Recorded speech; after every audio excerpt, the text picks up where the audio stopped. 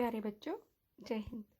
नवीं कक्षा में हमारा आज का कार्यपत्रक है 75, जिसमें हिंदी विषय में हम पढ़ेंगे पाठ मेरे संग की औरतें।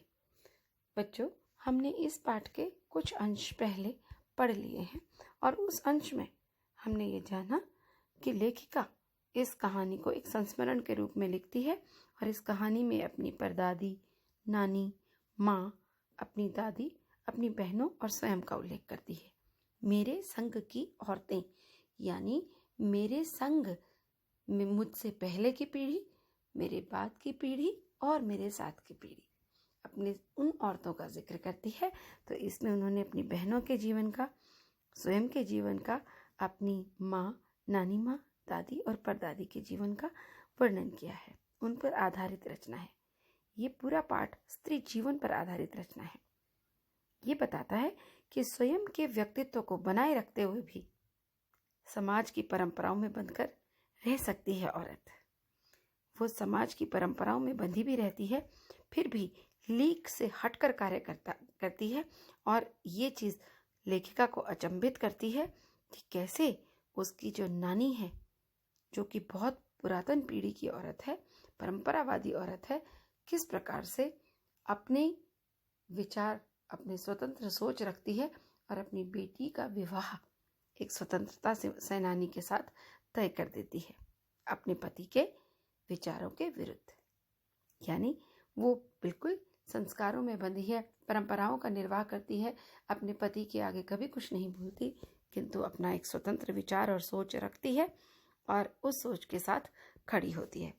तो इस प्रकार हम यहाँ देखेंगे कि कैसे लेखिका ने ये बताया है कि उनकी जो दादी थी, उनके विचार कैसे थे, कितनी सरल सीधे स्वभाव वाली औरत थी और ऐसी कि उनको सब लोग मानते भी थे। और पूरे गांव में एक कहानी प्रचलित थी दादी माँ की और नामी चोर की। उसकी दादी माँ को सब माँ जी कहा करते थे और नकुड़ गांव की रहने वाली थी मृदुला गर्ग।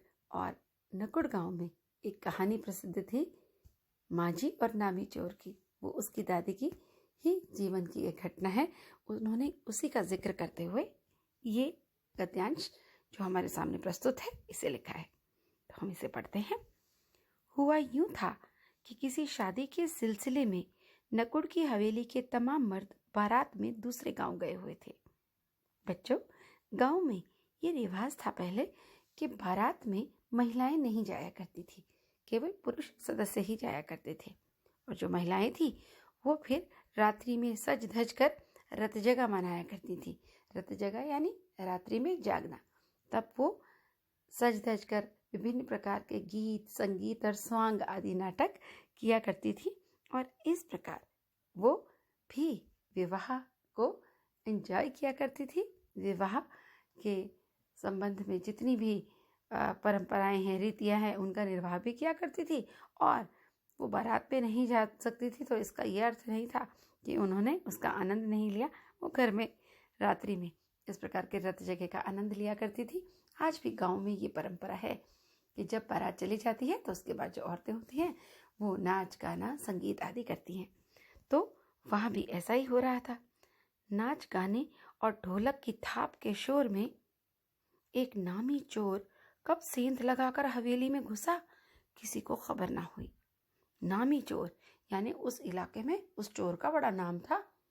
ऐसा चोर जो आंखों से काजल चुरा कर ले जाए। तो उस चोर को भी इस बात की खबर थी कि इस हवेली में विवाह समारोह है, सभी मर्द तो बारात में गए होंगे, घर में होंगी केवल औरतें और बच्चे। और क्यों ना ऐसा हो कि मैं इस मौके का फायदा उठाऊं और इस मौके का फायदा उठाकर वहां पर सेंधमारी करूं। तो बच्चों, इस प्रकार वो चोर हवेली में घुस तो गया, लेकिन चोर था बदकिस्मत। जिस कमरे में घुसा उसमें मांझी सोई हुई थी। अब ये जो मांझी थी यानी दादी माँ, उन्होंने क्या किया था कि औरतों के शोर से बचने को वो अपना कमरा छोड़कर दूसरे कमरे में आ गई थी। अब जो चोर था वो बेचारा तमाम जुग्राफिया दिमाग में बिठाकर उतरा था। जुग्राफिया यानी ज्योग्राफी, यानी पूरा भूगोल कि घर में कहाँ से मैंने अंदर घुसना है, कौन सा कमरा ऐसा है जिस कमरे में तिजोरी होगी, वो खूब सोच समझ कर आया था। लेकिन उसे क्या पता था कि इतनी बड़ी बूढ़ी पुरखिन जगह बदल लेगी। जो बड़े बूढ़े लोग होते हैं वो अक्सर जिस कमरे में उनका बिस्तर होता है, जिस कमरे में उनके आराम आसाइश के सामान होते हैं, वो वहाँ रहते हैं और आसानी से वो दूसरे किसी कमरे में सोते नहीं या आसानी से अपनी जगह को बदलते नहीं। तो चोर को क्या मालूम था कि घर की इतनी बूढ़ी पुरानी औरत और अपना दूसरा ही कमरा बदल कर सो जाएंगी। और दादी माँ तो इसलिए सो गई थी क्योंकि औरतों के नाचने गाने की आवाज़ें आ रही थी, तो दादी माँ अपने वक्त से सोने के लिए अपने कमरे में चली गई थी और वहाँ पर शोर आते देख दूसरे कमरे में चली गई थी। चोर उसी कमरे में घुस गया था क्योंकि उस कमरे में तिजोरी थी। बुढ़ापे की नींद ठहरी।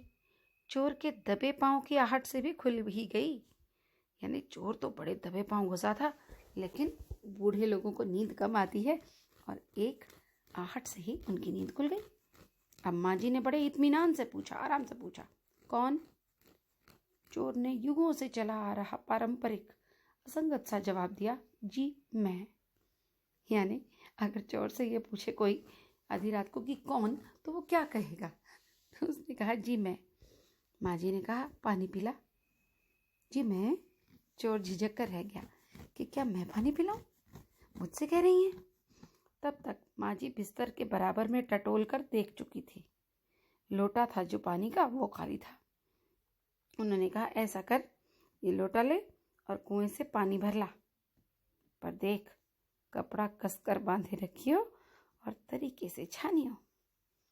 अब माँ जी के कहने का मतलब था कि ये लोटा है जो पानी का, इसे लेकर जा और घर के बाहर जो कुआं है उसमें से पानी ले आ, और जो लोटा है उस लोटे के मुंह पर कपड़ा कस के बांध देना, ताकि जो कुएं में गिरे हुए और पत्ते वगैरह होते हैं वो ना आए और पानी छन कर उसमें साफ पानी लोटे में आ जाए। तो माँ जी के कहने का तो ये अर्थ था। लेकिन एक कहावत है ना, चोर की दाढ़ी में तिनका, तो ऐसा ही हुआ। चोर घबरा गया। अंधेरे में इन्होंने कैसे जाना कि उसके मुंह पर कपड़ा बंधा है और कमर में भांग? भगवान से उनका तार जुड़े होने की खबर तो उसे थी ही। पूरे गांव में प्रसिद्ध था कि भगवान से उनका तार जुड़ा है, वो जो कहती हैं वो सच हो जाता है। बुढ़िया को सब पता चल जाता है, पर बुढ़िया भांग भी छानती होगी, उसे यकीन न हुआ। वो बड़ा हैरान परेशान हो उठा। तो बच्चों, चोर ने ये सोचा कि जो इन्होंने कहा कपड़ा कसकर बांधे रखियो और तरीके से छानियो, इसका अर्थ चोर ने ये लगाया कि उसने कहा है कि मेरे मुंह पर जो कपड़ा है उसे मैं कसकर बांधे रखूं और भांग को तरीके से छान लूं। जल्दी कर भाई। तभी माँ जी ने कहा, बड़ी प्यास लगी है। पर मैं तो चोर हूं। हमारे घबराहट के और धर्म संकट के वो चोर तो सच कह गया। जो चोर था उसने सच कह दिया, जी मैं कैसे पानी लाऊं, मैं तो चोर हूं। उसके मुंह से सच निकल गया। तो बच्चों, हम इसे आगे जब पढ़ेंगे तो हम जानेंगे कि कैसे दादी माँ ने उसका हृदय परिवर्तन कर दिया, ये कहकर कि अब भाई तू चाहे चोर हो या कुछ भी हो, जो प्यासा है उसे तो पानी पिला, ये तो धर्म का काम है। और वो पानी लेकर भी आ गया। और जब वो पानी लेकर आ रहा था तो लोगों ने उसे तब पकड़ लिया कि ये कहाँ जा रहा है। और तब दादी माँ ने कहा था कि नहीं, इसे कुछ मत कहो। और ये कहा था कि देखो, एक लोटे से पहले उन्होंने खुद पानी पिया, फिर उसे पिलाया और कहा, देख एक लोटे से पानी पीकर अब तो हम माँ बेटा हो गए, तो बेटा अब चाहे तो चोरी कर, चाहे तो यहीं रह जा और खेती कर। और उस चोर का पूरा जीवन बदल गया था।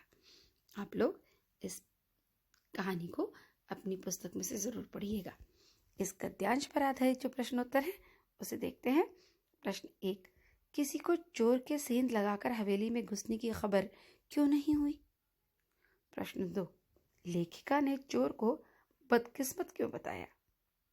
प्रश्न 3, इस गद्यांश और पाठ के आधार पर लेखिका की माँ के व्यक्तित्व की क्या क्या विशेषताएं उभर कर आती हैं, लिखिए। बच्चों, ये प्रश्न जो इसमें दिया हुआ है शिक्षा निदेशालय की तरफ से, यहाँ पर लिखा है कि लेखिका की माँ के व्यक्तित्व की क्या क्या विशेषताएं उभर कर आती हैं। यहाँ होना चाहिए कि लेखिका की माँ जी के व्यक्तित्व की क्या क्या विशेषताएं उभर कर आती हैं, क्योंकि ये गद्यांश जो है माँ जी और चोर के विषय में है। प्रश्न 4, चोर क्यों घबरा गया। और प्रश्न 5, लेखिका ने माँ जी और चोर के बीच के संवाद को बड़े ही रोचक रूप में यहाँ रखा। और आप भी इस बातचीत को आगे बढ़ाते हुए एक रोचक संवाद लिखिए कि आगे क्या हुआ होगा। तो बच्चों, जल्दी से आप इस वर्कशीट को कंप्लीट कर दीजिए और अपनी मीनाक्षी मैडम तक पहुंचा दीजिए। धन्यवाद।